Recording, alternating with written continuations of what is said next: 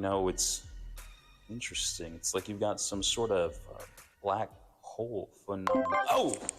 It's so good to be back home in Abilene. I'm sorry. You're from here. You went somewhere else through this black hole, and you're back. Yeah, Abilene. It's getting better. That's the black hole everybody's talking about. It's the thing that, keeps that sucking sound that keeps bringing you back to Abilene. Yeah, look, all due respect, sirs, as the only Gen Z in the room, I can confirm. Abilene is fire. The zoo is so awesome with a major expansion starting up, and so much growth with new businesses and restaurants, and investment in streets, a whole new animal services and pet adoption resource center, new rec centers growing up, and renovation of historic spaces.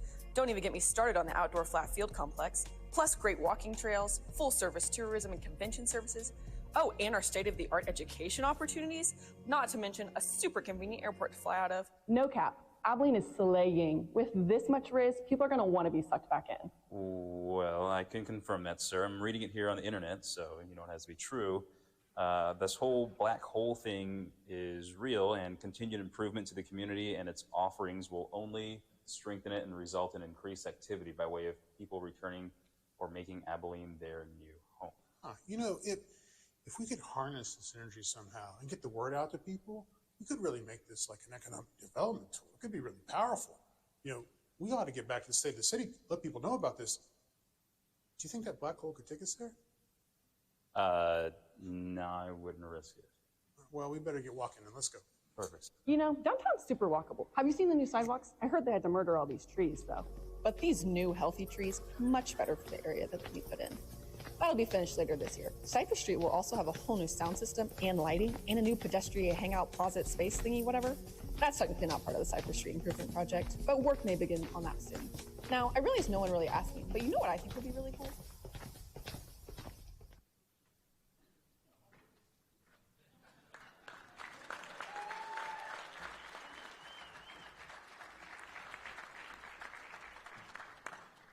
Are they fantastic or what? Oh, great.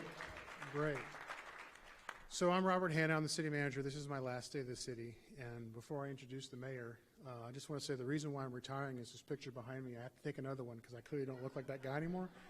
And I just refuse to do it. So, no, I want to go through some of the council strategies that we have set. They kind of lead, guide, and direct the decisions that council make on an annual basis. And they really are practicing effective governance, exercising sound financial discipline, creating a high quality of life for our residents, developing and maintaining reliable infrastructure. Those that lived on Maple or off of Maple, they really know that strategic strategy. I am sorry that it took so long to get Maple done, but it is now what I've been told close to being done. Consistently providing excellent service, encouraging economic growth, and actively fostering and seeking an engaged community. The mayor is going to talk about a variety of different projects that we've worked hard to do these last 12 months. Some are nearing completion, some really are just getting started. But there's something that I am professionally very proud of. Could not be done without an incredible team. And so before we get into the program, if y'all would do me the honor of just giving a round of applause for all the men and women that serve our community as city employees.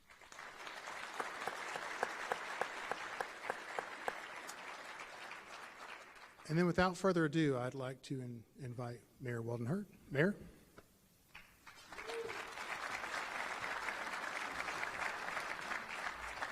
Thank you, Robert. What a great day. I mean, just look around. This is fantastic, that we can come together today and be together. I want to have some thank yous, if I could, before I get started. I want to send a sincere thank you to the council, to the rest of the council, and all the other elected officials that are with us today. The city administration, the city staff, just the staff that puts this together. We have so many good teams at the city, and I'm so appreciative of them. Our city boards and the volunteers that work on these boards to make so many things happen in our city. So grateful to you, as well as our partner boards and organizations that help us do so many things. A big thank you to the AISD technical team for setting all this up, the cameras and everything that they do. What an honor to have this group from AISD here with us today to do what they do. And our neighbors and our friends over at Dice Air Force Base, we can never forget to thank them and thank them for for keeping us safe and keeping us free. Thank you, everyone, and all the military for your service. And last,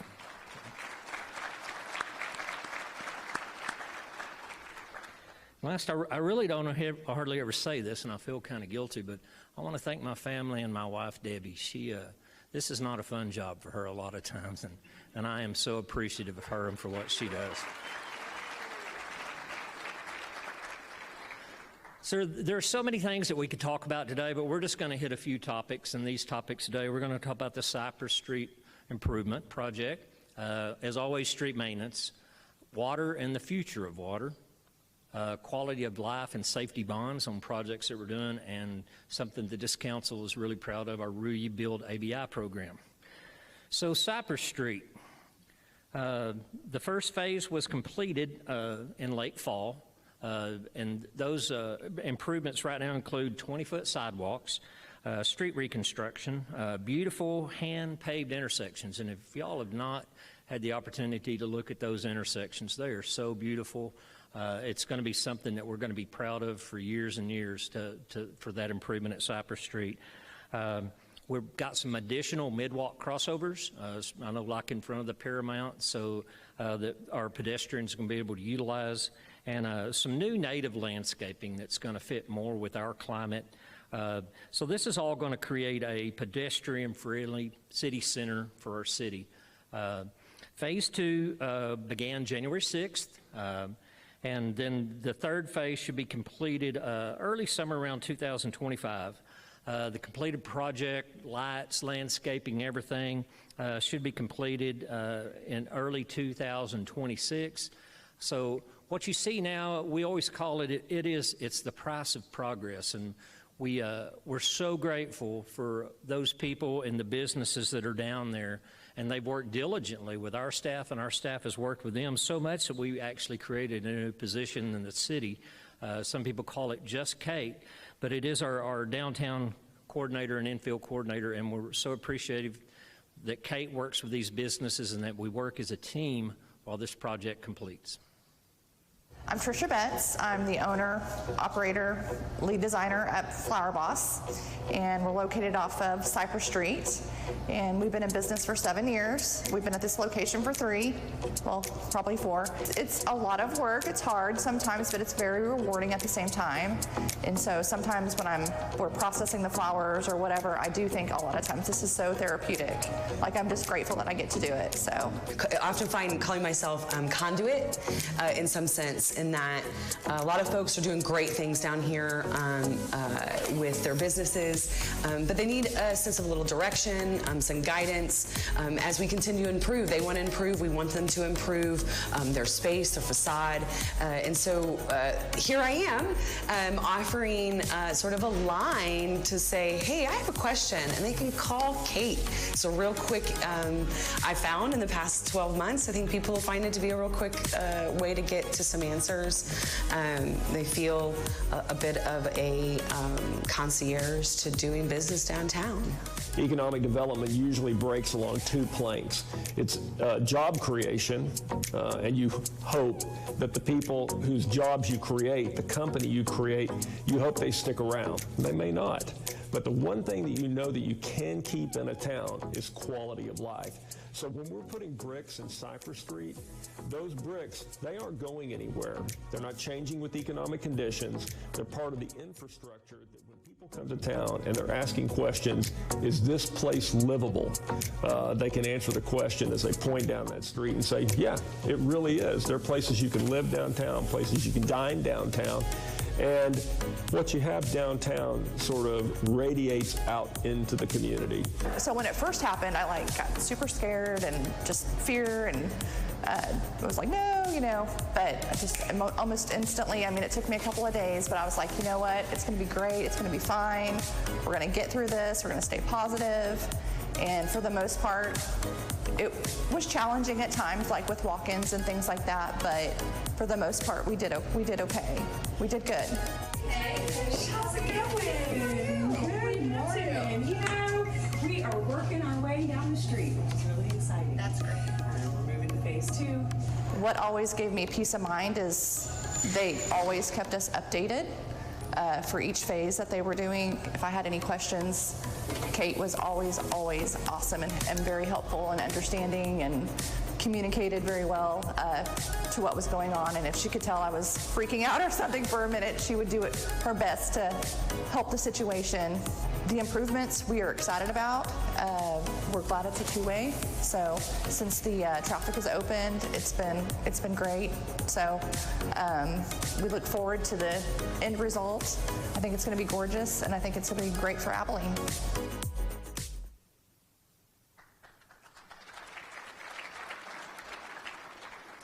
That's good stuff. Now let's move on to everyone's favorite, street maintenance.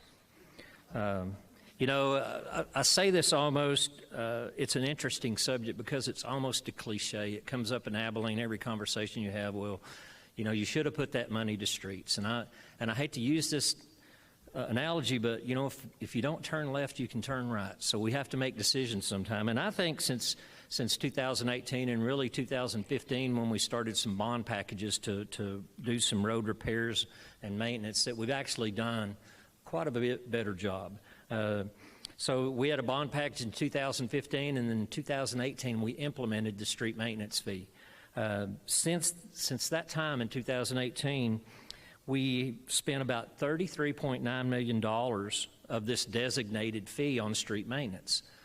And the thing that I'm proud of on the designated fee is it can only be used for street maintenance. We cannot take that money, put it back into the general fund. So your street maintenance fee is doing what it really needs to do. That's fix and repair roads.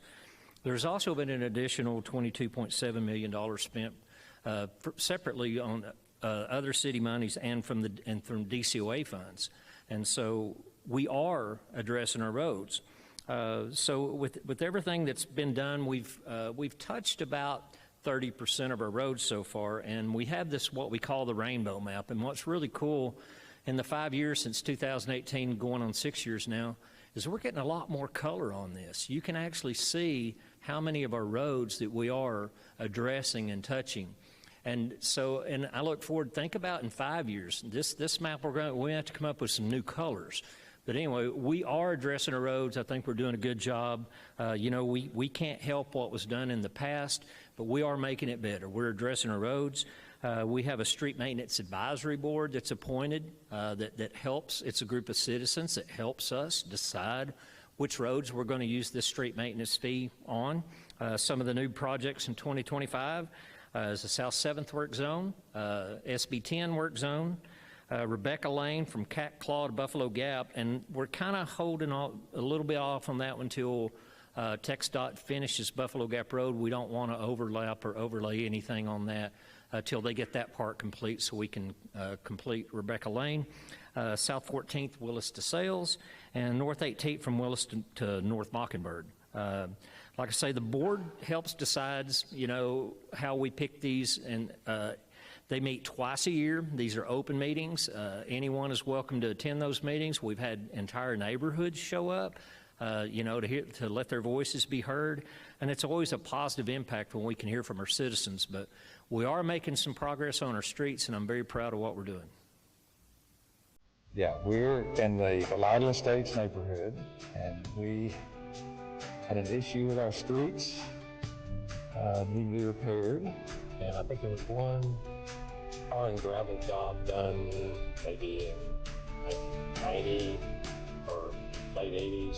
So if you take a walk, you've got to pick your spots where you want to walk around this deteriorated gravel and all the potholes, and that's just something that we're all tired of. Like, with your permission, I'd just have some photographs to pass around that are just samples of how bad the streets are. A little lady got up and had pictures where she was walking and falling and had bruises and scrapes, and so that has an impact with the board, and also the Lyle area was one of the oldest ones on the list also. So both of those factors helped us make the decision to do that. The neighborhood kind of rallied together, and we tried to do our homework and be prepared, understand the issues, understand policies and what to do, and we made our case. About 20 of us, we all stood together and just made our case in front of the board. And I think that maybe it was the chairman, David Cobb, who said to the other board members, well, we're always asking for citizens to have input, so here it is. We encourage citizens and neighborhoods to come forward because there's a lot of projects listed and been a lot of input, so it helps when people do show up and show an interest in what we're doing. Citizen participation. Get as many people there as you can, get organized, and they'll listen to you.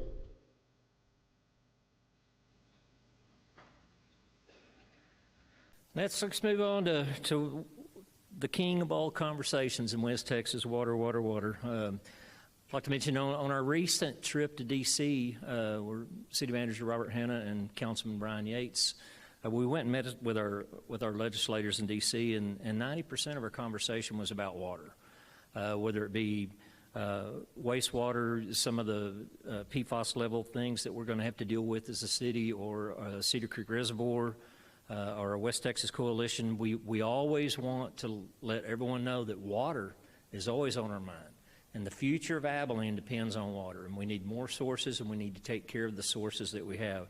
And so some of the things over the last decade that have happened, we've secured an additional 11 million gallons daily of new raw water. We've had some innovative reuse of treated water, about 8 million gallons a day that we can reuse water, that we treat and reuse. We forged a new partnership with San Angelo and Midland to secure groundwater from West Texas, from the Fort Stockton area. And that is a really unique opportunity that the state sees, and our national legislators see, that we're trying to work together in our region. And that will bring a new source of water for us also. It's kind of a trade out of the way it works with us in Midland and San Angelo. We will basically be getting allotment of water from Ivy that Midland will not take. But it's a really good partnership, coalition that we've forged together with their city managers, our city manager, and their mayors to create this partnership to secure more water. We continue the permit process for Cedar Ridge. It's never easy. It's hard to build a reservoir. But we want the public, we want everyone to know that we continue to strive to keep that process going, to do everything that we can. Also, like I mentioned, working with our legislators about PFAS levels. There are EPA regulations that were put down with the last administration that almost makes it impossible for us to remove these levels because we really don't know how much is in our water, how much needs to be taken out, because this has actually never been done. And it has a potential to cost us $300 to $400 million over the next 5 to 10 years of real cost that our citizens will have to incur if we can't get these at this situation under. And hopefully with this new administration, we can get to something that is more manageable. What levels are manageable and what's safe for our public. But we're going to continue to exceed regulatory requirements and to offer excellent water and utility service. And I'd also like to recognize Rodney Taylor at this time. Rodney has dedicated almost 4 decades to the city of Abilene. And he will be retiring later this month. He will be missed. The knowledge that Rodney takes with him is we just can't replace it. And Rodney has been a dedicated person to this city and to this department. So let's celebrate Rodney's work and his legacy for the next generation. And let's hear from some young friends at Alley West Elementary who remind us of why water is important. I started with City of Abilene and water utilities. I was looking for more of a stable job at that time than I was a career. But really early on, I became interested in kind of seeing these bigger things that were going on that were way above my pay grade at that time. That I'm 36 years in on a career. It's always evolving and changing, and so that keeps it interesting for me personally. And so I think I've done my role as expected, and hopefully we'll turn it over to the next generation, which is just the process we go through.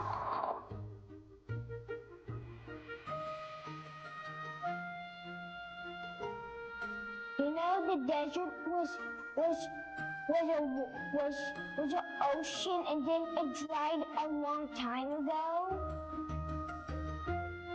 I think someone farted it.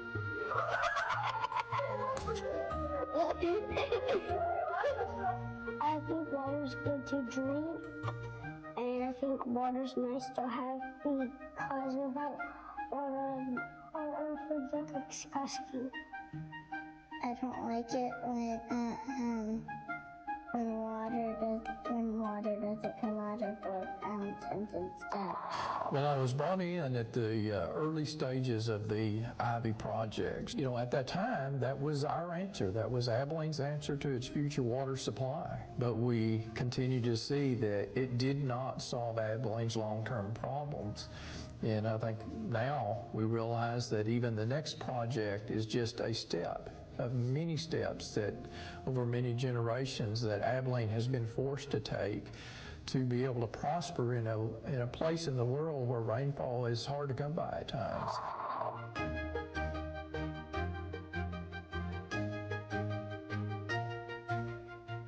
Mostly it's my mom. She says, did you turn the water off? And I'm with my dad sometimes and he's brushing my brother's teeth and he keeps on the water. And I'm like, you gotta turn it off. The high is 5-minute showers, and then the low, what they want you to do at our house is at least 2 minutes. Each time I try to get faster, so I go, and then I'm done.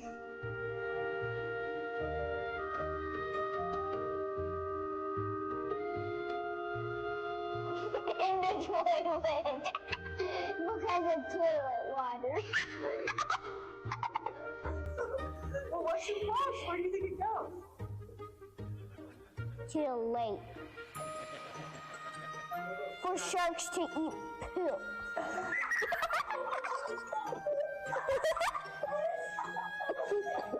There's like a long pipe. Because I've seen in a movie, Finding Nemo, there was a pipe. You know, like those nets? Those nets, they catch it. They catch the poop with their nets, and then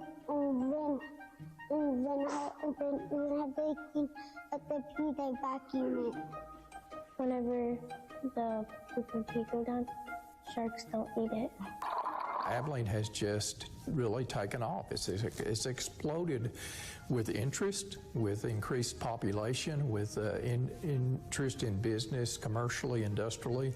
That would not happen if we did not have a good, secure water supply. There's a lot of factors that go into that, but water supply is critical to developing a community that can support not only residential growth, but commercial and industrial growth. And Abilene has a history of always being ahead of the game.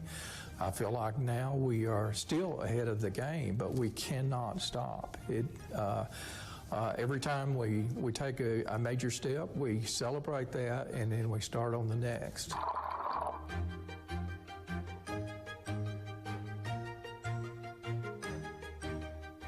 Going right there and say, hey, where's the water so I can take a shower? And go to the ocean and then take all the salt out of it. Just get a bucket and get it. We have to move somewhere else. No, I wouldn't want to do it, but if they all ran out of water, that's the only thing we have to do. Mm-hmm. Where did you move it? Florida.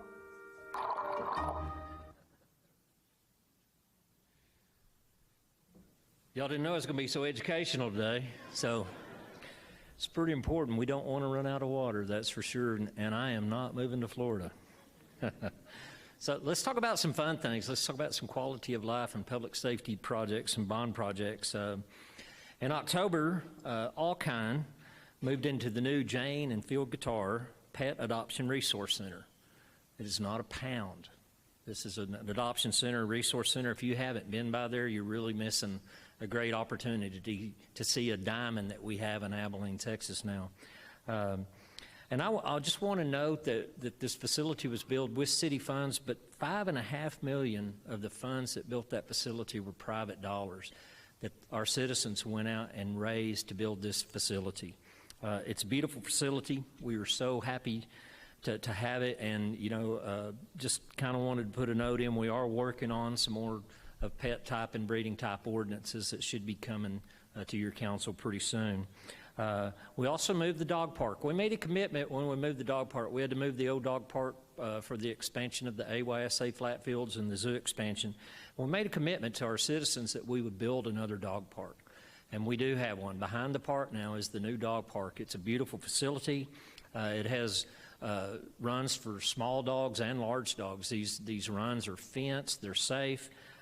We have a lot of fencing areas. There's a lot of more open areas for the bigger dogs. We actually have dog wash stations if you need a place to go wash your dog. And we have a lot of covered seating and pavilions out there, so you can actually have some events out there. And soon to be completed, we will have restrooms for our citizens to use. It's just a really nice asset and a nice opportunity for people to take their families out and not have to, your kids are having fun, we're playing with the dogs, and well, we got to go to the restroom, and they have the opportunity, they're able to stay there and enjoy that facility now. And just down the road is the Cedar Creek Walkway, which is a 10-foot wide walk and bike trail, extend from East-South 11th to East-North 10th. It's a really pretty area of town. If you hadn't had the time to go check that out, I strongly suggest you do. It's just a great addition, and for more walkability, we're trying to continuously have more walkability in our city. And for safety, we have the new Southside Fire Station located at Spur 707 and 8384. It's a great location. This is going to be a beautiful facility. And this is actually, we've rebuilt some existing stations, but this is the first additional station since the early 80s that Abilene has provided. And this is, it's going to serve far Abilene. We've had so much growth out in the far south side of Abilene that this is really going to serve our citizens out there tremendously. We broke ground in October of 2024, should be done early 2026. And this was about an $8 million bond project that came in at budget. We're so excited about that. But that's just one more of the things that we have. We're really looking forward to having that increase in safety out there. Our zoo is always a work in progress. We're still working on design from the 2023 bond dollars, but we are making some improvements as we can. But I want you to know we are diligently working to see how we can use those bond dollars to get our bond project done for our zoo. But right now we do have the new parking lot. The new Caribbean Cove exhibit is being completed. We're going to have an expanded sloth exhibit, new aviaries area, renovation to the kids area, and a full view warm holding exhibits next door to the zoo. So we continue to work to make our zoo better than it is now. And what a blessing our zoo is to our city. And right next to that, we have the Rock, the recreational outdoor complex that goes with the AYSA facility that's there, that's bringing the new flat fields. That land is being built on city parkland and leased to the AYSA for 40 years for $1. The city has partnered in some improvements out there to help with that facility, but the majority of that facility, and I would say over probably 90%, of that facility was built with private money. And once again, we're so proud when our citizens go out with an initiative like that and work and build and bring a facility like that that's going to be good for our entire city. Next are 2 new rec centers. We're getting 2 brand new rec centers, Cesar Chavez and Jimmy Daniels. Demolition has begun.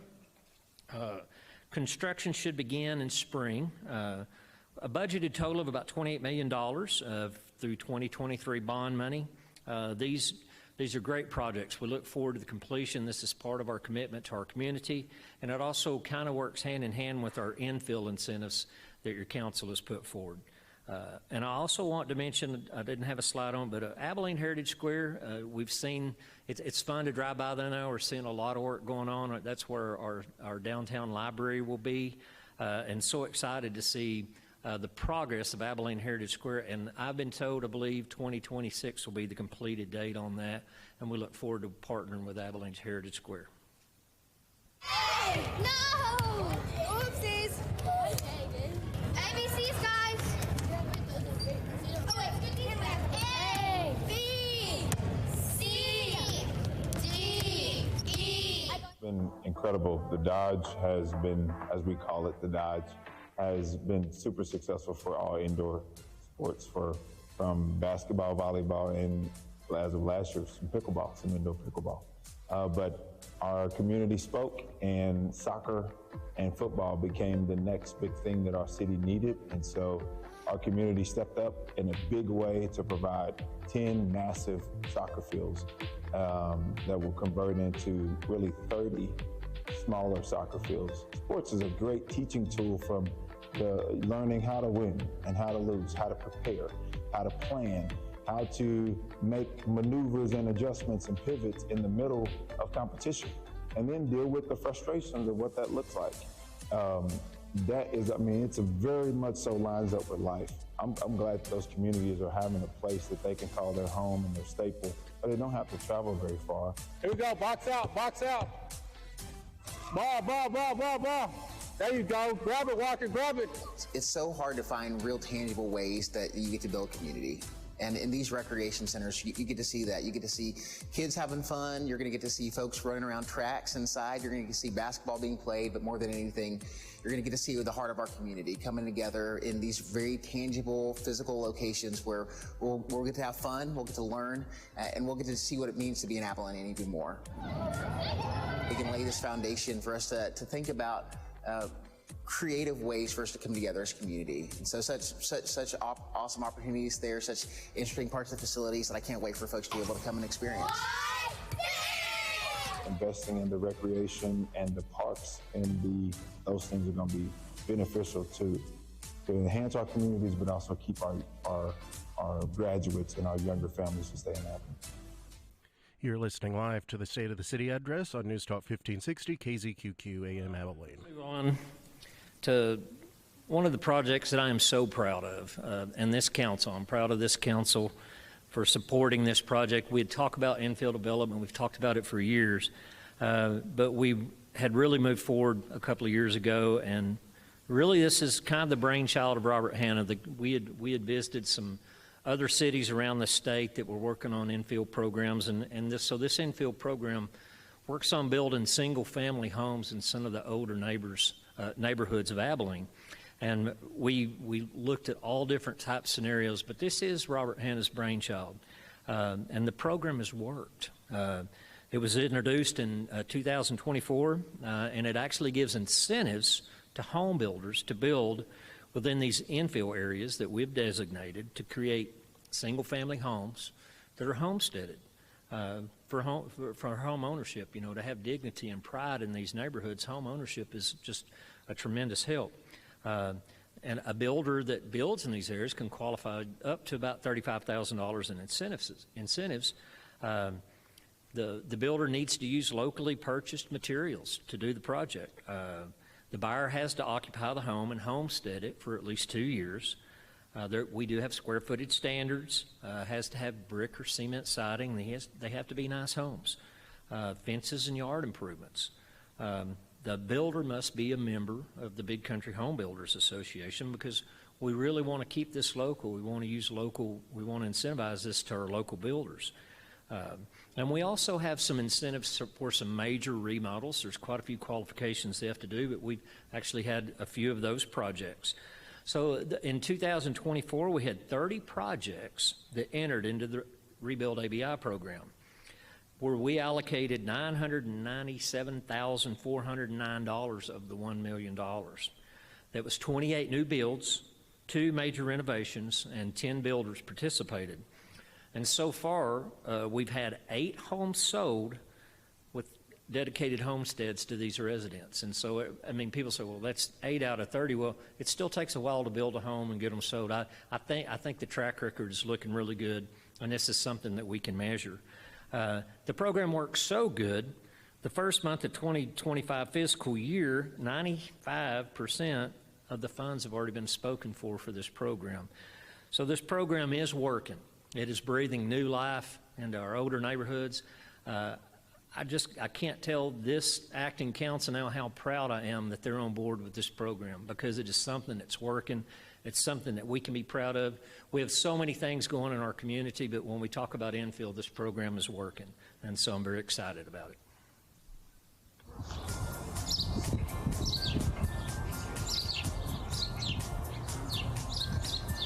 We're here at 5290 Cuesta Drive.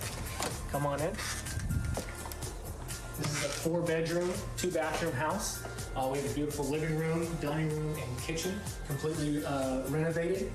We have our granite countertop island with our butcher block countertops in the back.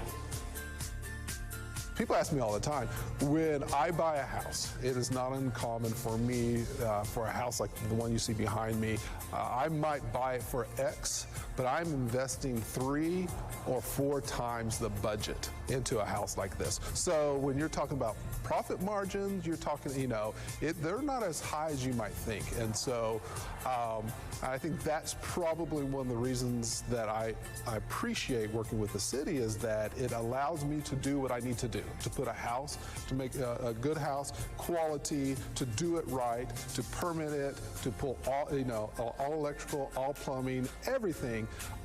It gives me I don't want to say a safety net, but it does help smooth off some of those rough edges. I'm Jacob Smith. I'm with Coldwell Banker Apex here in Abilene, and we're in one of the newly renovated 4 bedrooms, 2-bathroom homes.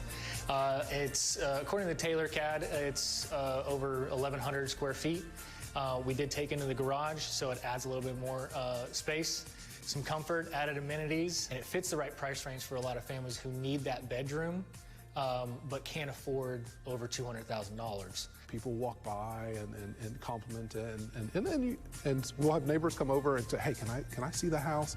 I've had the house down the street. They'd been there for 40 years, and so the grandmother came over, and she remembers being in the house 30 years ago, and she's crying, and she's like, could never have imagined that this house could be resurrected to that much. To take what I call, usually I'm taking the worst part, the worst house in the neighborhood, and turning into something that I can be proud of, that the neighbors can be proud of, the community can be proud of, but more importantly, the families that move in here, they can be proud of, and it's affordable. And I think that's a big part of why I do this, not just with the city, but why I invest in Abilene. Well, thank you so much. I'm going to hand this off to Mari, but there are so many things that we could talk about today. We just wanted to hit some highlights of some of the fun things and not so fun things of what we do at the city. I do appreciate all the staff, but I'm going to hand this off to Mari now. Thank you.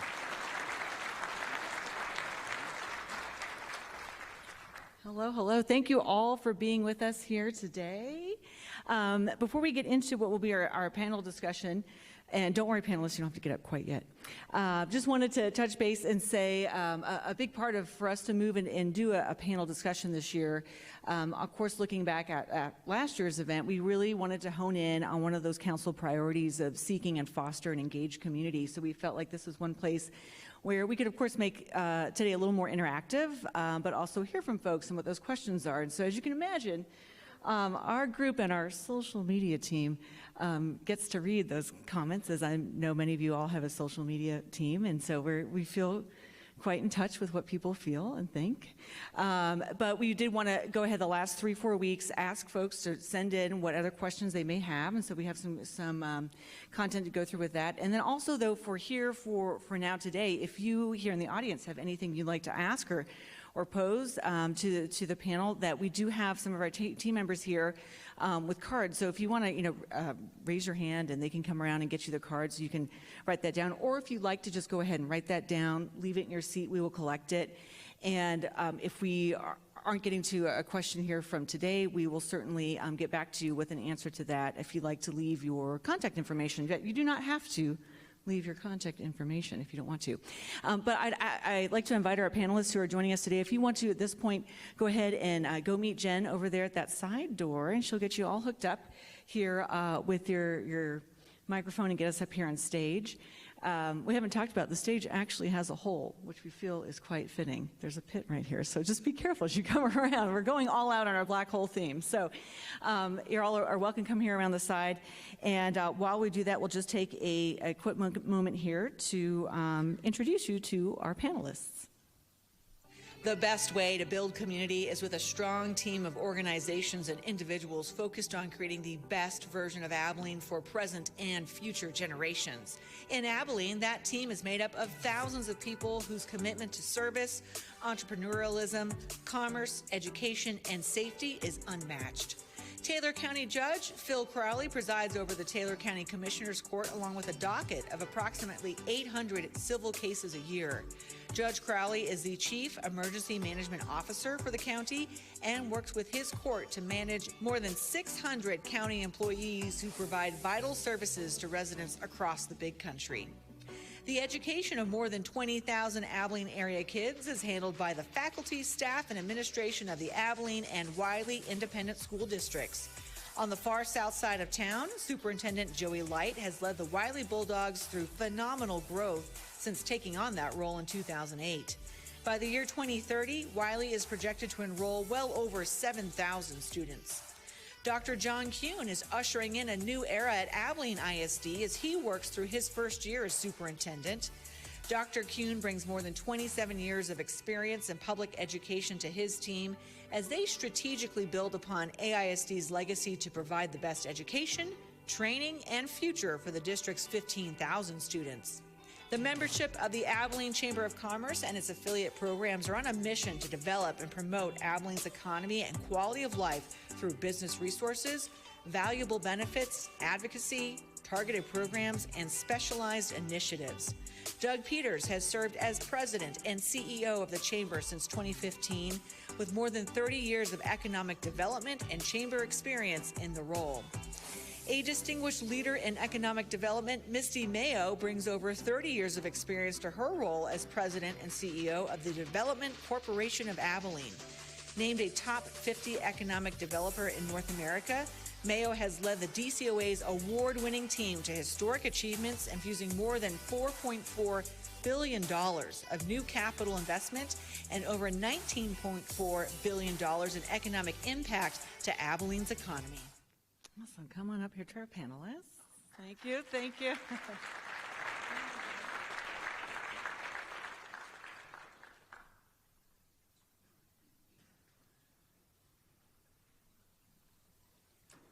Come on, get comfortable here. As you get your microphones, there's a little toggle at the bottom that you just switch on over to turn on your microphones. Isn't this fun to sit here with these lights on you and everyone watch you sit on stage? Awesome, awesome. So if you get your little toggle over, if you have any issue, you can hand down and I can help you with your toggle.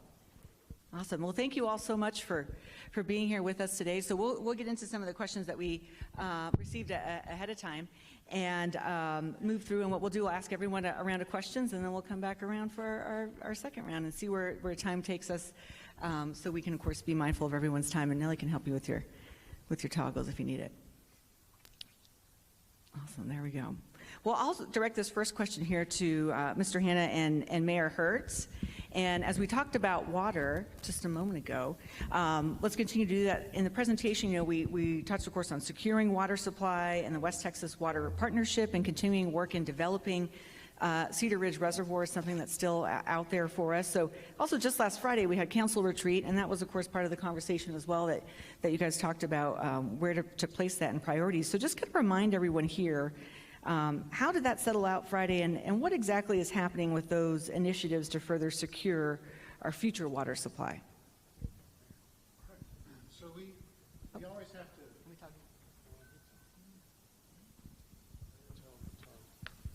My toggle broke. So we have been talking about water since, forever, right? It's that topic that's so important for Abilene, and Rodney Taylor and those children did such a great job of kind of illustrating the importance of that. But we have done a number of things over the last 10 years to really reinvest in our water supplies. The first, of course, was attaching to the Brazos Rivers Authority system with Possum Kingdom. And as we kind of come in and out of different water restrictions with the lack of rain we've had recently, we're getting ready to activate and start our Possum Kingdom system for the first time. We're probably about maybe 12 months away from that. So we'll be ready to go when we need it. So that's one outcome of the retreat. You know, the other thing I would say is the Cedar Ridge Reservoir. We paused when we had what we perceived to be perhaps a less favorable administration in the White House on that project. And now we have what we perceive to be a more favorable administration. And we also went through COVID during that time. And so we're picking the Cedar Ridge project back up and pursuing it in earnest. The state of Texas is supposedly going to issue our draft water rights permit here in the next month or so, which will be very helpful. And then we'll start again in earnest with the Corps of Engineers to permit and construct the dam facilities. And then finally, with the West Texas Water Partnership, this is something that was really forward-looking. And Mayor Archibald was one of the main architects behind that. And we worked with the city of San Angelo and the city of Midland to pull about 25,000 acre-feet of groundwater in Pecos County. And now we're in the process of engineering and designing how this water gets to the various partner cities. So these things aren't easy to do, and it takes a commitment on elected officials' part throughout the times to do it, because every elected official comes in and has a new idea. But we've been very consistent and very lucky and very blessed with excellent political leadership, and I would expect that to continue under Mayor Hurt's leadership. Awesome, thank you. Our next question here coming for Abilene ISD and Dr. Kuhn. The district has been very busy in strategic planning, as some folks may know, as you plan for our kids. And just a few weeks ago, AISD announced the first phase of change with the sunsetting of 2 elementary schools and the kickoff of a choice program for elementary families. So could you explain just a little more of what we can expect here this coming year and the why behind these changes being made for the district? Yeah, so about 9 or 10 months ago, I fell through that black hole and I landed in Abilene.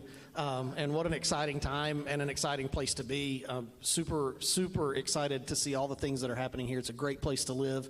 And the Board of Trustees, Abilene ISD, made it very clear to me when they offered me the job that they wanted me to have a vision with my team for the future of Abilene ISD. And I've always believed that what's good for a school district is good for a city, and what's good for a city is good for a school district. We have to work in concert to benefit this region. Abilene ISD has to be an asset for Abilene, Texas. We just saw this great collection of assets from the zoo to the youth sports centers and all of those things. Abilene ISD needs to make sure that we do our part to be something that people look at and say, I want to be a part of Abilene, Texas. When business owners look at this region and decide whether or not to move a business here, they need to know that we will provide a workforce for them, not just us and Wiley and the other schools as well. And then when residents are looking at these houses that infill is fixing up, they need to say, am I content, am I happy with the schools that are available for my children? And so I came here with that vision. And it's something I feel very deeply as an advocate for public education, that I owe it to this city to provide an excellent educational service for the people who depend on us, and also for the good of the future of not only this community, but the state and the nation. And so the Building Brighter Futures initiative that we have in Abilene ISD is all about that vision. I came here to work with a very talented team of people to make positive change happen, and happen quickly for the good of this city and the good of the people we serve. So there are 4 components with Building Brighter Futures that I'll touch on as quickly as I can. The first one is transitioning from 13 elementary schools to 11. That's the hardest part. It's very difficult for people to look and say we're losing the campus in our community. But for us to operate efficiently and to efficiently utilize taxpayer dollars, which are in limited supply, and we don't want to be wasteful, it makes sense for us to transition from 13 to 11 campuses. Those 2 buildings, Ortiz and Thomas Elementary, will continue to operate next year for 2nd through 5th graders who choose to remain, and those who choose to transition to their new campuses. There's a process for them to choose the campus they'll go to, and we're doing that right now.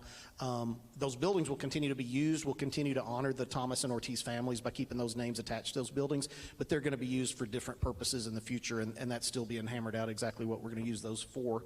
The parental choice pilot, or the school choice pilot that we're operating, we're taking 3 schools, Stafford, Martinez, and Purcell, and instead of saying, hey, you live in the Stafford attendance zone, you have to go to Stafford, what we're saying is, you live in the Stafford attendance zone, you can go to Stafford, or you can go to Martinez, or you can go to Purcell. You have choices, and that applies to all 3 of those campuses. They can choose any of those 3 campuses. There are school districts that do this. One of the school districts we visited with was Longview. They have open enrollment district-wide, and what they have found is that most people choose to remain at their community school, and so we anticipate most people will remain at their community schools, but giving people choices is a great thing. We want to satisfy our customers. We want people to be happy with the services that we offer. So we feel like the school choice pilot, it's very different. It's a very novel thing that we're doing. I don't think it's been done in Abilene ISD before, so we're excited about that. 2 other components I'll mention just real quickly is academic specializations. We heard loud and clear. We went on a listening tour, and we had a committee of community members and also staff, faculty. And we asked them, what do you want to see? What are your hopes and dreams for the future of Abilene ISD? And one of the things that we heard over and over again was we want more opportunities for advanced academics for our children. And so what we are proposing and what we're working towards is to take the Stafford model that many of you may be familiar with. Stafford does some really innovative things there. They do the Ron Clark Academy model, which is where kids are in 4 different houses, and it's almost like schools within a school or little families within a school. And so basically inspired by that model, we want to have more of that. We have a lot of academic specializations, Holland Medical High School, the LIFT, we have the Center for Innovation at McMurray, which is kind of a STEM magnet school. Our community told us we want more of those kinds of advanced academic options. And so not only do we want to let people choose their school, does my child go to this school or that school, we want to also have those schools embrace things like Stafford has done with the Ron Clark model, so that parents have really, really cool things to choose from in addition to having the freedom to choose.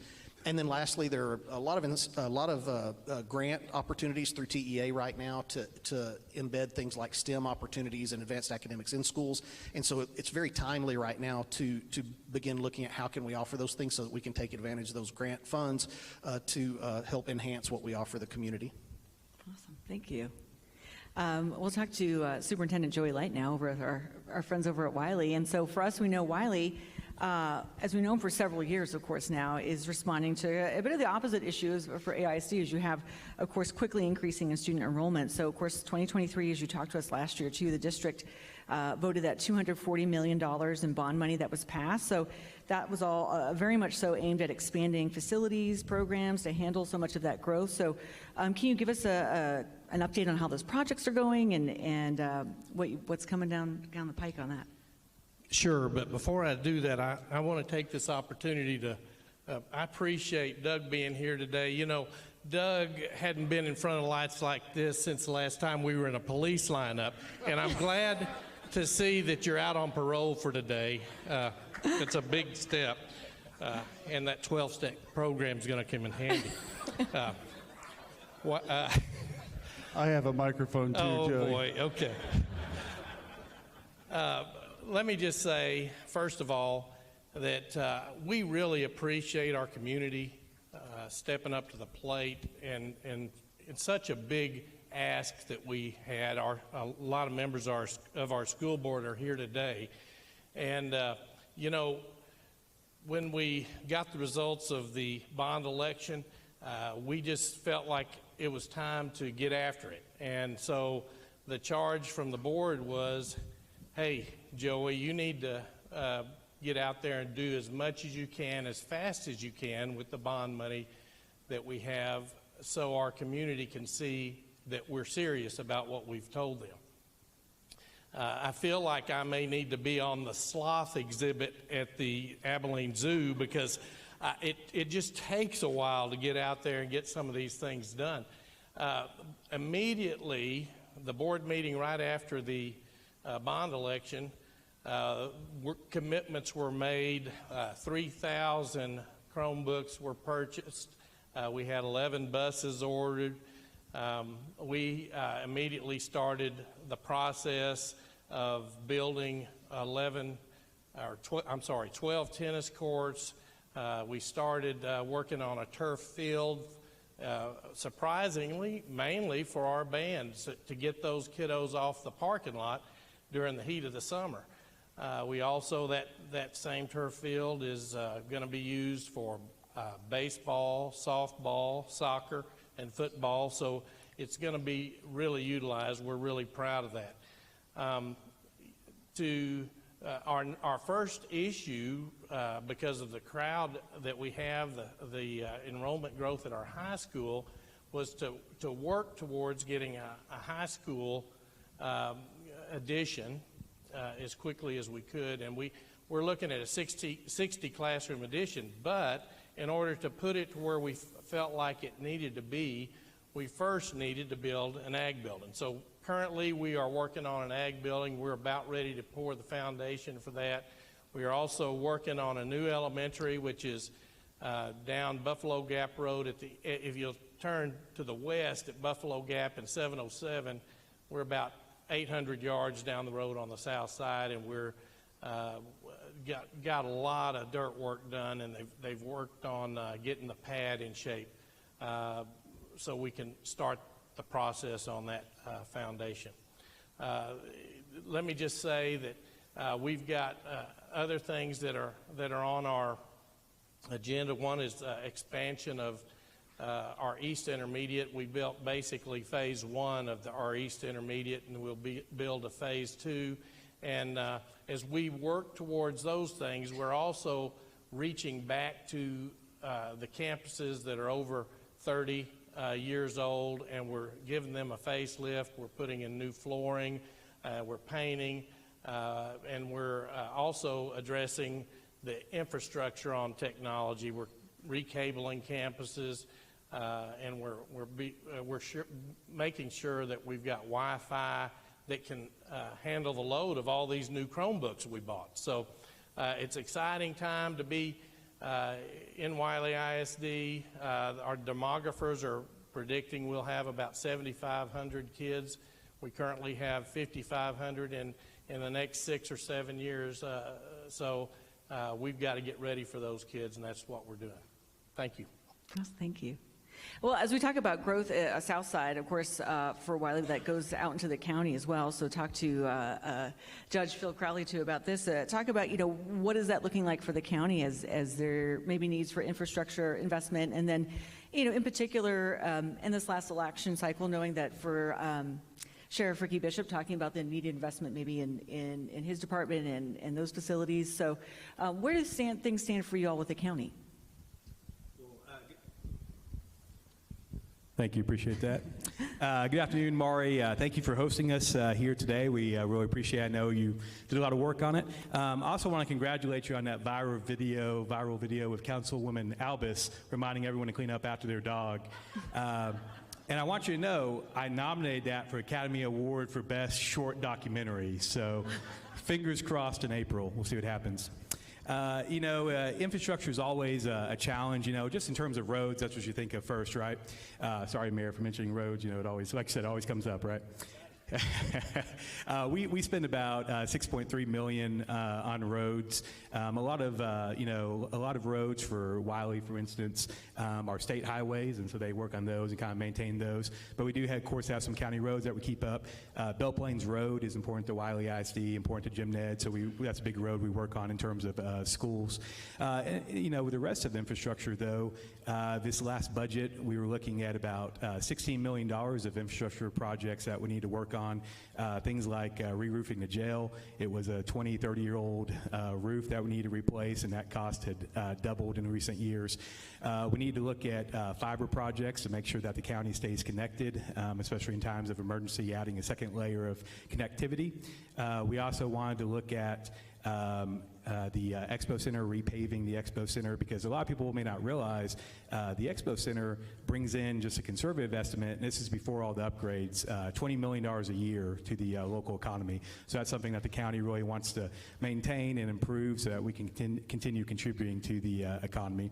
Also, in terms of infrastructure, two more things I kind of want to draw your attention to. Something that the county really spends a lot of money on is law and order. And one portion of that, of course, is the sheriff's office, constable's office. I'll get to that in a second.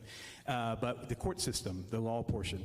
And we spend $12 million a year on 15 different courts that hear different cases around the county. But it's not just the courts, so you have to support the district clerk and the county clerk. That's another $2 million. You have to support the DA's office that represents the state. That's another $5 million a year. You have to pay for court-appointed attorneys for criminal cases or CPS cases. That's another $5 million a year. And so that's something that the county really spends a lot of money on.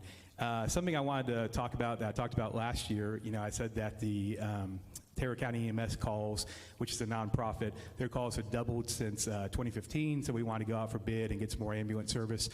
We've now tripled our ambulance service out in the county.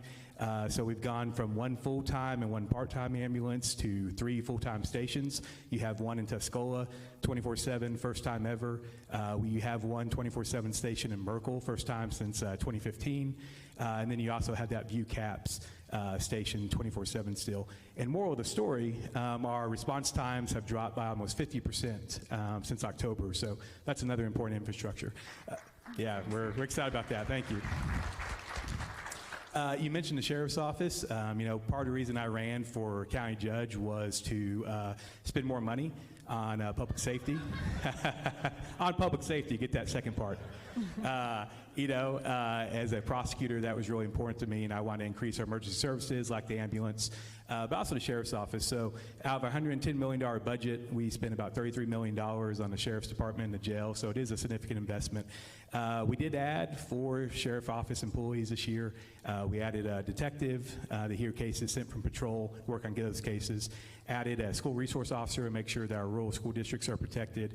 Added 2 correctional officers at the jail. And those 4 alone were $250,000. So you can imagine if you start increasing a bunch at one time, what that's going to do to the budget. But we are trying to slowly increase like we did this year. But something to keep in mind, besides just the people, you have to pay for Tahoes for them, you have to pay for equipment for them, and so it gets pretty expensive pretty quick, but we do want to keep adding people as we can. Awesome, thank you. A question here for Doug Peters of the Chamber. As we kind of turn our attention a little bit more back to downtown, of course, hearing about Cypress Street earlier. But of course, the Chamber is home to the Downtown Initiative. And so a question here talks a little bit more about how that supports downtown business and really what are you hearing from the Chamber, within the Chamber, from your members of how downtown business is doing, how healthy it is, and what they need? Well, first of all, thank you, Mari, for all your hard work, and Mayor, great job earlier.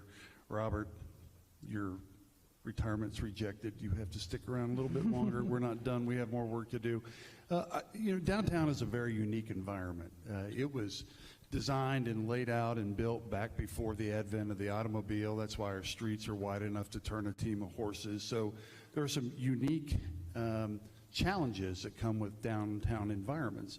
But I will tell you that through a process that we undertook back, I think, in 2016, the Chamber was able to bring roughly 1,200 individuals from all around the region, folks that you wouldn't think have any interest in our downtown. But we tried to encourage people to participate in this vision casting exercise by telling them that downtown is really everybody's neighborhood. And we had a lot of great participation, a lot of great vision. You can't do all of it. I remember taking that final document over to Robert Hanna, and he said, who's going to pay for all that?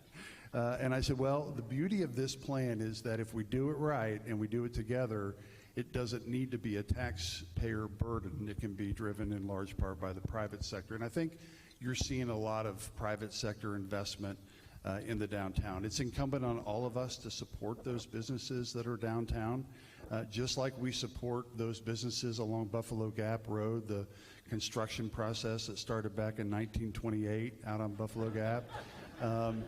We have to remember they're there. We have to remember they're struggling. We have to remember that if we don't go there, chances are no one else will either. And that same thing stands true with our own downtown.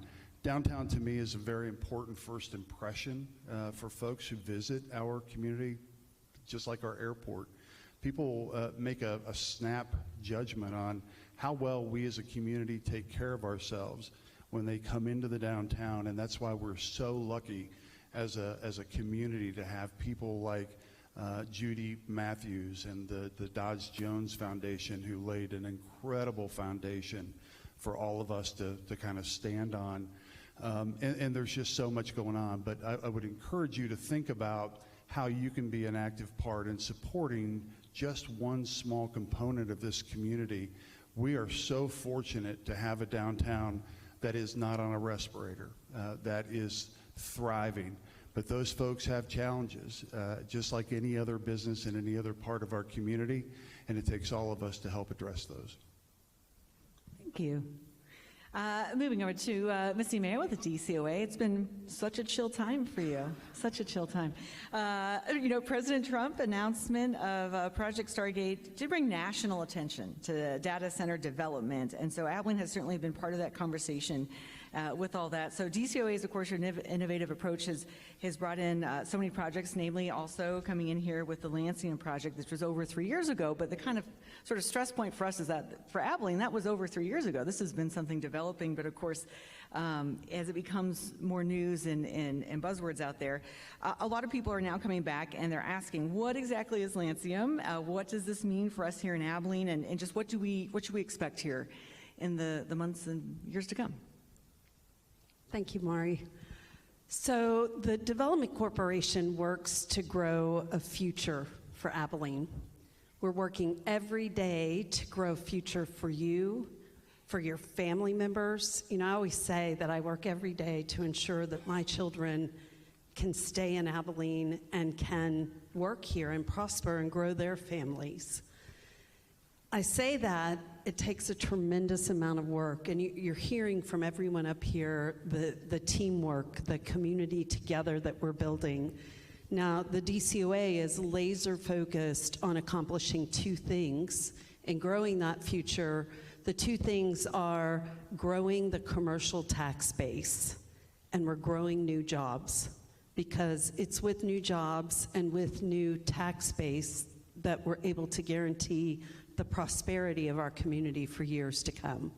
Now, Lansing, of course, is the most notable. I will say over the last 5 years, we've worked at the DCOA to attract 40 company expansions. That is a record number. Most of the largest projects in the history of our community have happened in the last 5 years. And when I say happened, what I'm talking about is these companies like Lansing and Caruso are making a commitment to be a part of our community. They're making a commitment to spend their money in Abilene and grow that commercial tax base. So with us today, we have representatives from Lansing and Caruso. So welcome home to Abilene.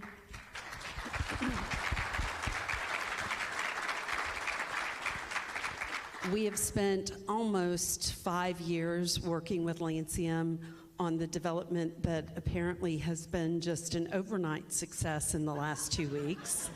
You know, you work 5 years for 2 weeks worth of recognition. So thank you very much for that, Lansing. Lansing is building a master development for a data center. Everyone has the phone. I know you probably have your phone in your hand right now. Those phones require data. It's a giant electronic filing cabinet. I say that with hesitation to the Lansing folks, because that's a little dismissive of how complicated it is and what a complex type of industry it is. What it does represent for Abilene is a new industry. And again, when we're able to grow commercial tax base and diversify the types of jobs and the types of industries, that diversification is a strength and is a future for Abilene. Awesome, thank you. I know we want to be mindful of folks' time here, so as we get a little closer to the 5 o'clock, we're at about 4:40 right now. So I think we can make just one more round and just sort of, keep things moving for everyone before we wrap things up here for today. So wanted to follow up quickly here as we also, just talking about Lansing with DCOA, and so again for Mayor and Mr. Hanna, there's been questions as we just talked about water. What does the water component mean for something like these data centers, and is there a concern there or conversation around that? Thank you, Mayor. So one of the great advantages of partnering with wonderful companies like Lancium and Crusoe is that they really take into account their environmental footprint and their environmental accountability. They have a new way or a responsible way of cooling their systems with a closed-loop system. And we are working with them, and they're working with us to be able to do industrial pretreatment of the discharge of that water as it leaves the system, so it's able to be used again in other areas as it goes through the whole nature's process in our treatment facilities.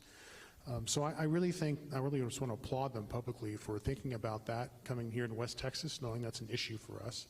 And then energy as well. You know, they have also a big thing. We had a citizen come to the council meeting today and talk about, you know, what's going to happen if we have another winter storm. Well, again, the beauty of Lancium and Crusoe's approach is that they're planning ahead for that. They're making sure that they have the energy resources and energy production capability to handle their own needs. And so they're not going to be this big drain on the grid. So I'm excited that they're here. I'm excited about their community engagement and the responsible nature in which they're growing their business. Robert, let me add that we are excited about Lansing being here, and we're proud. Abilene, Texas, Taylor County, this area is going to have the biggest data center in the country, maybe in the world. These are questions that we ask these companies. We ask about water. We ask about the use of power. And they gave us responsible answers.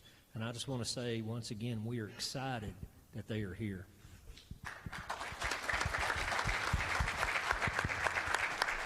Thank you.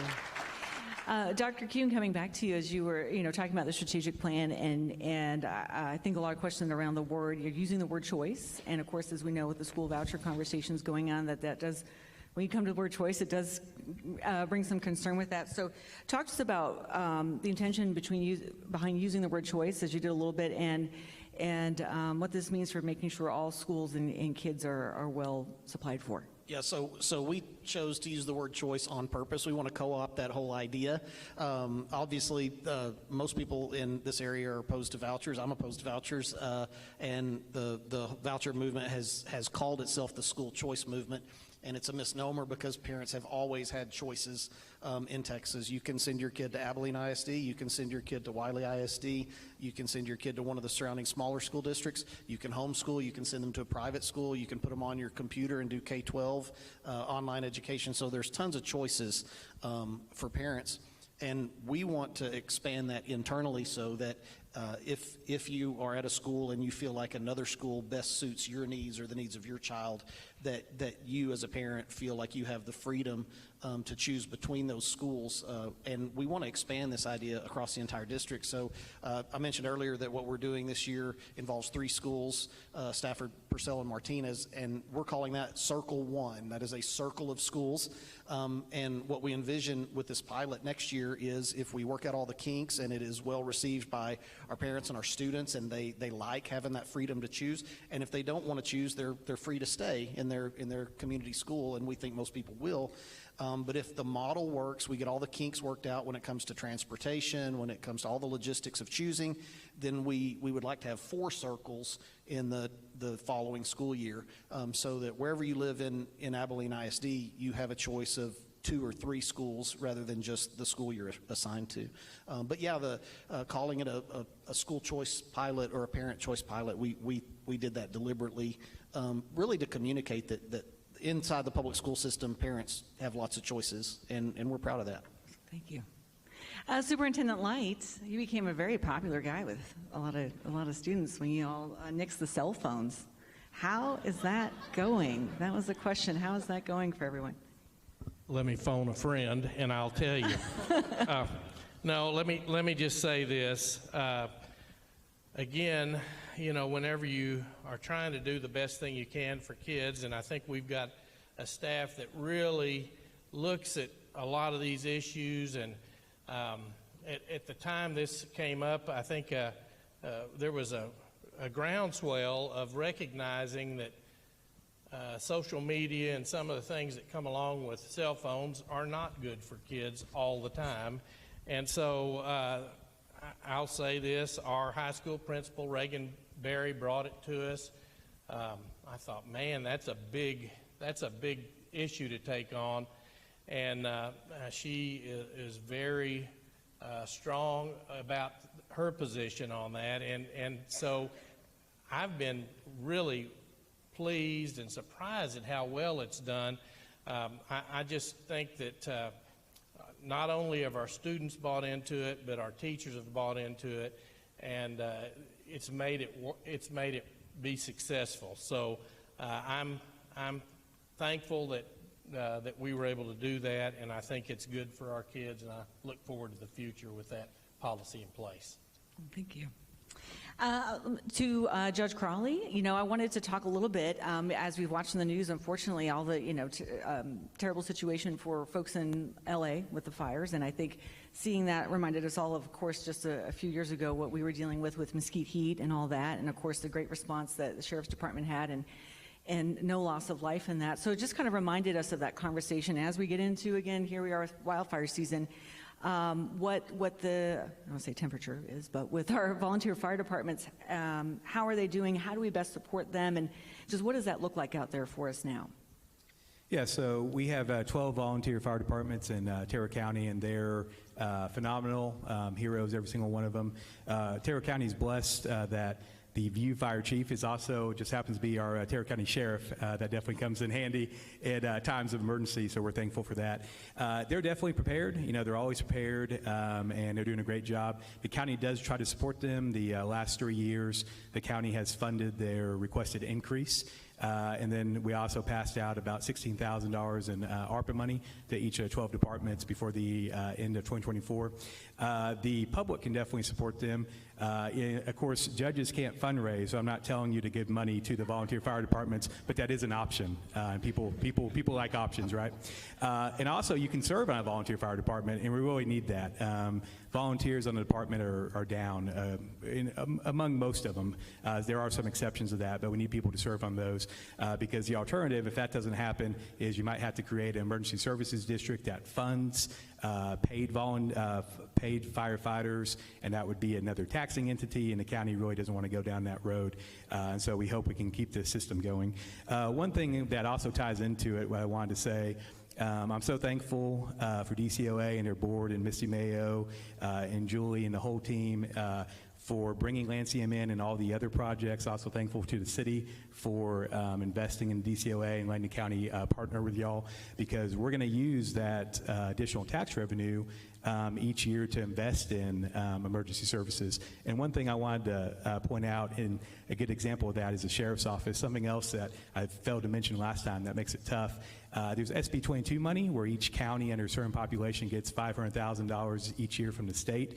And some of these smaller counties are using that money to invest in salaries. So we now have smaller counties around us that are able to pay their correctional officers more, their deputies more. And so what Terra County has focused on in the budget these last couple of years, instead of adding a bunch of new deputies and correctional officers all the time, is trying to get those salaries up. And so that's a challenge. And we're using our SB 22 money for things like rifles and things like that, equipment that the Sheriff's Office needs, and maybe we'll be able to afford with Lancium money down the line, but we don't have money for it right now. So it's really all circular, and just couldn't appreciate DCOA or City of Abilene more, or Lancium. I wanted to ask Doug with the Chamber, since we last met, and I'm asking this, of course, because the Chamber is home to the Military Affairs Committee as well, but since we last met, we did get that official announcement of Dias being home to the B-21 Raider coming down. So, of course, we're only going to know what we need to know when the Air Force needs to let us know what we need to know as far as with the Raider coming. But at this point in time, just how can we best prepare to capitalize, I think, from a business standpoint, on the opportunities that the B-21 may bring for folks? Sure, that's a great question, and one that we get often. I want to first say that the work that the Chamber does, we accomplish very little on our own. If not for partnerships with organizations like the Development Corporation and their board, Misty and her great team, the City of Abilene, Taylor County, most of our schools, generally Wiley, we're in a very fortunate place. But with growth, with opportunity comes commitment. And about 73 years ago, the War Committee of the Abilene Chamber of Commerce converted into the Military Affairs Committee. And since that happened, this community has run alongside the interest of Dyess Air Force Base, our airmen and their families, every single day. They are the Military Affairs Committee that is led by our Vice President, Gray Bridwell, has done an incredible job by utilizing volunteers like Katie Alford, Greg, and the whole crew. In fact, they, I think, leave tomorrow to go to Washington to tell the Abilene story and to be able to bring back support for Dyess and our airmen. A lot happens inside that fence that we don't know about, and that's intentional, but I can tell you the fact that we have been able to get, that MAC has been able to get, that this community has been able to get the next generation long-range strike bomber and keep the B-1 flying. That impact to this community, the jobs, the relationships that we all have. Look next door, odds are you have an airman or a family member living pretty close to you.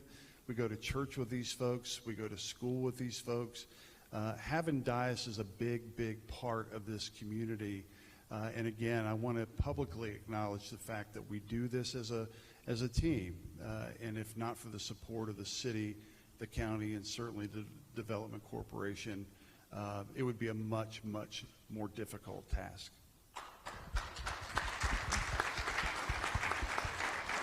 Thank you, thank you. I'll have our last question here this afternoon for, of course, Missy with the DCOA. You know, as we've heard about all the great projects and corporations you brought into town, but also part of the DCOA is, of course, sustaining business here in Abilene, too, as part of your vision. So I think a question for a lot of people is, if you are a local business owner, how do you tap into what the DCOA has to offer and to grow your business? That's a great question, and I think it's important to point out that out of those 40 contracts that we've actually partnered with companies on, again, that's companies making a commitment to spend their money and grow new jobs and help retain existing jobs. Out of those 40, 33 of them have been with local existing companies.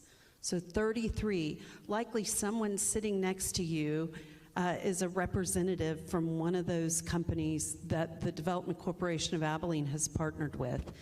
That happens to, again, today's theme of together as a community.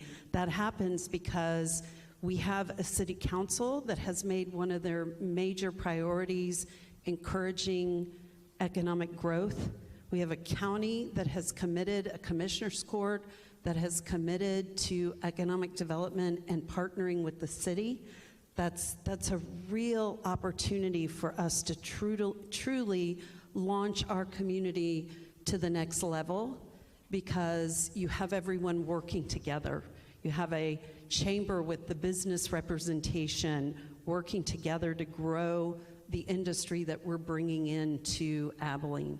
So how you contact the Development Corporation, how you see connections with those 40 companies that we've helped to expand in Abilene is you go to developabilene.com. We have each one of the companies represented, and the companies that have opportunities for jobs, the companies that have opportunities for vendor relationships, there is a link for each one of those companies at developabilene.com. Awesome, thank you. Thank you. I want to thank our panel so much for being with us here. And again, if someone had submitted a question, either here in person or online, we will work to get responses to you on those specifically here as we follow up today. But thank you all so much for your time and being with us and sitting here in the bright lights. And I'll turn it over to Mr. Hanna just to close out our portion here today.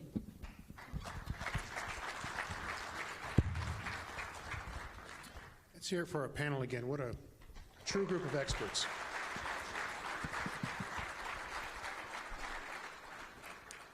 We just have 5 minutes, and I don't have a whole lot to say because no one wants to hear anybody talk about themselves for 5 minutes.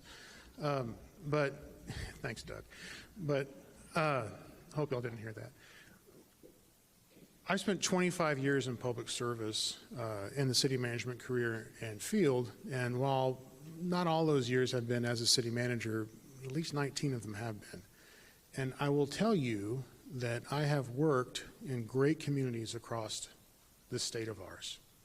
There's no better state in the union than Texas, and there's no better community or city in Texas than Abilene, Texas. Everything we do, we have to fight for. We have to roll our sleeves up, we have to claw and scratch and fight to get it, because we're out here all on our own on the West Central Texas plains. And even though I was born and raised in Fort Worth, I'm proud to call myself an Abilenian. I plan on staying here with my family. We plan on growing this community in other ways through the private sector. And I just wanted to say two things. One, thank you for allowing me to serve for almost 10 years. It has been the honor of my professional career to be the city manager of this wonderful community. We have had so many incredible elected officials and public servants come through this organization. Some are here, some have moved on to other things as they've grown their career. We wish them the best. But every time they were here, they added something to this community and made it better. I hope I have been able to do the same. And then finally, I have a challenge for y'all. What are you going to do? How are you going to help Abilene be the best version of itself? I'm looking at a room full of businesswomen and businessmen, leaders in their field, leaders in their community. Let's roll our sleeves up and let's make this the best frickin' place on the planet. Thanks for your time. Thanks for being here.